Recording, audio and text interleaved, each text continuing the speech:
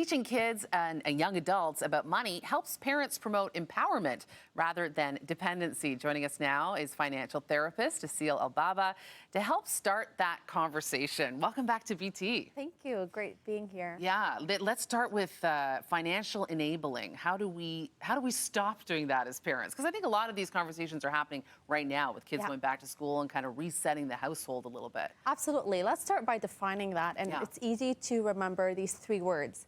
When helping hurts. When helping hurts, you're not only the giver is in a position of potential financial health jeopardy, but also the receiver is potentially in a dependency, low self-esteem, low motivation. So it's a lose-lose situation. And even though it's very common between a parent and child dynamic, it could also show up between siblings or friends. So any situation where there's financial dependency in the long term is a financially enabling situation. And if we move enabling to empowerment, let's talk about that differentiation, because, you know, times are tough right now financially for so many of us. Absolutely. And we want to be teaching our kids the best sort of financial hygiene. Absolutely. Two important questions. The first, asking, would this person be better off in 5 years, helps you understand, are you empowering them or enabling them? Because if the answer is no, chances are you're creating a dependency and it's a lose-lose situation. The second question is to ask why that person is in a position of need. And it helps you get to the core problem, which is... Because they're my kid.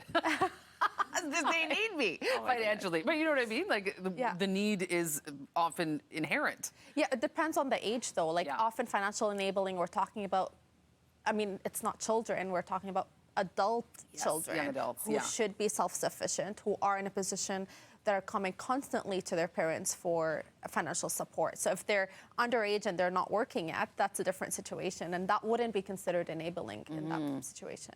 Yeah, it's tough because, like I said, there are tough financial times. So that allowing of, you know, more and more people are living with their parents for longer and longer for really understandable reasons. So that leads us to setting those boundaries. Absolutely. That's an important thing to be able to do. One of the most helpful tools I learned about boundaries is to understand that it's there because you want the relationship, because this relationship is important for you. It's a quick reframe because often we feel boundaries as a wall that shuts the other down. And when we understand that, we're going to be more motivated to create them. So it's important to set clear and communicate these boundaries with one another. So they're not assumed, they're very clear and well understood between both parties.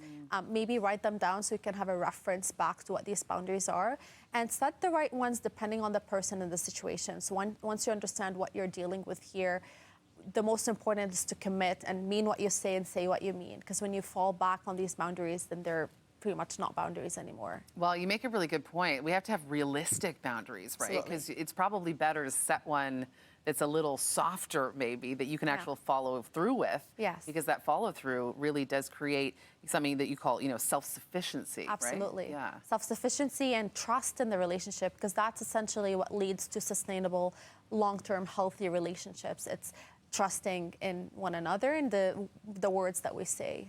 And I love that you're bringing up that we should be having this conversation because there's so much, you know, tension around money, with money, and especially within the family structure and how people define themselves around it. Let's talk about some of those long-term benefits of having this kind of conversation.